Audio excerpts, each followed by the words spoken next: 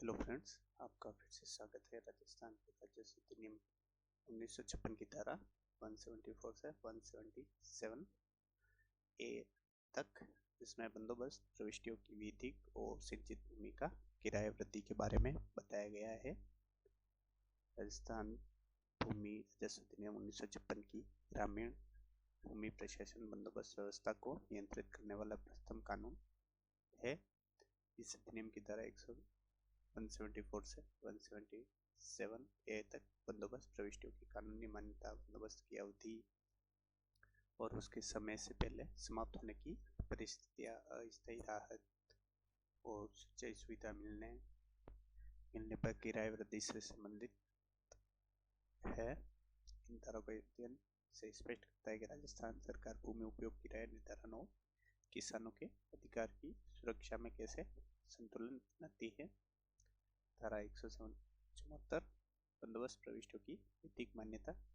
धारा 173 के अंतर्गत जब वाजिब उल अर्ज या जिसे हम दस्तूर गणवाई तैयार की जाती है तो उसमें दर्ज की सभी प्रविष्टियों को तब तक सही माना जाएगा जब तक कोई व्यक्ति इसके विपरीत प्रमाण पत्र ना दे दे।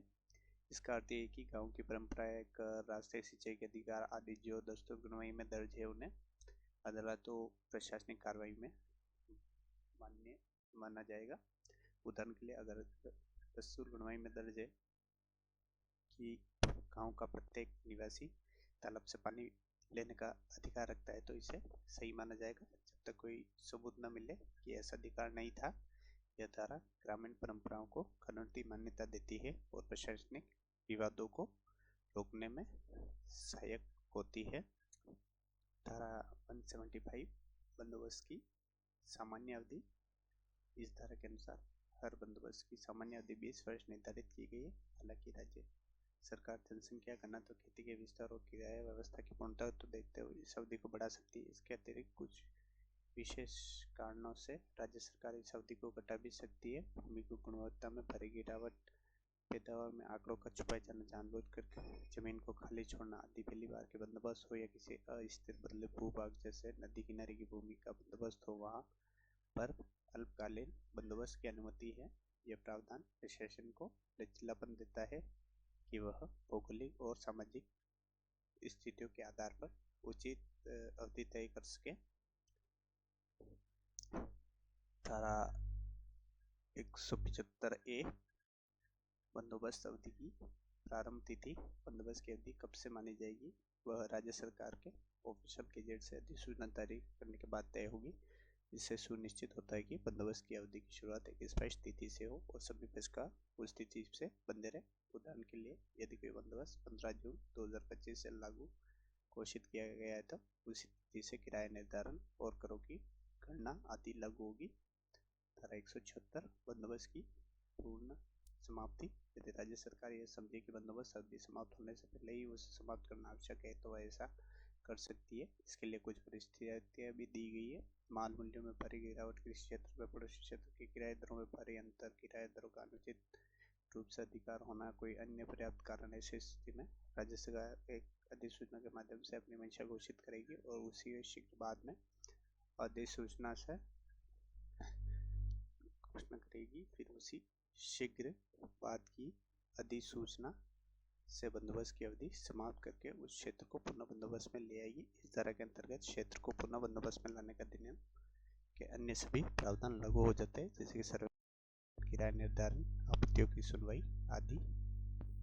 उदाहरण के लिए, यदि किसी क्षेत्र में सिंचाई सुविधा मिलने से उत्पादन अत्यधिक बढ़ गया और पड़ोसी क्षेत्रों में किराया दोगुना हो चुका है, तब सरकार यह कह सकती है पुराना बंदोबस्त की धाराएं अब असंगत है और पुनः बंदोबस्त आवश्यक है।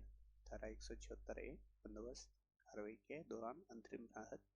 जब किसी क्षेत्र में बंदोबस्त का अधीन लाया जाता है धारा 142 ए और धारा 76 के तहत, तो राज्य सरकार वहाँ के कृषकों को अंतरिम राहत दे सकती है। यह राहत किन शर्तों पर दी जाएगी इसका निर्धारण राज्य सरकार स्वयं करेगी। इसके साथ साथ सरकार यह भी तय कर सकती है कि ऐसे क्षेत्रों में आर्थिक संरक्षण करना आवश्यक नहीं होगा और उन क्षेत्र प्रावधान उन स्थितियों के लिए समय और संसाधनों की बचत करनी होगी कि आपात स्थिति हो। उदाहरण के लिए, यदि किसी जिले में अचानक मौसम से कारण खेती प्रभावित हुई तो सरकार ने पुनः बंदोबस्त घोषित है तो वह किसान को अस्थायी रूप से कम किराया देने की अनुमति दे सकती है। धारा 177 बंदोबस्त समाप्ति के बाद जमीन रखने की स्थिति। यदि किसी बंदोबस्त की अवधि समाप्त हो गई लेकिन नया बंदोबस्त शुरू नहीं हुआ तो व्यक्ति जमीन पर काबिज है तो वह पूर्व बंदोबस्त शर्तों पर ही जमीन रखते रहेंगे जब तक कि नया बंदोबस्त लागू नहीं हो जाता है। हालांकि स्थिति धारा 176A के प्रावधानों में अधीन होगी। इसका उद्देश्य यह सुनिश्चित करता है कि बंदोबस्त की समाप्ति के बाद भी कानूनी असमंजस की स्थिति न बनी रहे और कृषकों को अधिकार यथावत मिलता रहे। धारा 177A सिंचित भूमि पर किराया वृद्धि। यह एक अत्यंत महत्वपूर्ण और व्यवहारिक धारा है। इसके अनुसार यदि कोई जमीन जो पहले असिंचित थी अब वह राज्य सरकार की सिंचाई परियोजना में सिंचित हो रही है तो उस पर अभी भी असिंचित रूप से दर से किराया लिया जा रहा है तो किराया प्रति ₹1.5 बढ़ा दिया जाएगा। यदि वह व्यक्ति किसी सिंचाई परियोजना का अध्ययन करा जाती है जैसे नहरी दरें पहले से निर्धारित है तो परियोजना निर्धारित न्यूनतम नहरी दरें लागू की जाएगी, नहीं कि ₹1.5 की वृद्धि। बीघा शब्द की व्याख्या दी गई है जिसमें एक बीघा मतलब 5/8 एकड़ भाग। यदि कृषक की 10 बीघा भूमि जमीन पहले से असिंचित है और अब नहर से सिंचाई हो रही है तब तक बंदोबस्त नहीं हो जाता है तो हर वर्ष ₹15 अतिरिक्त ₹1.5 पर बीघा के हिसाब से देना होगा।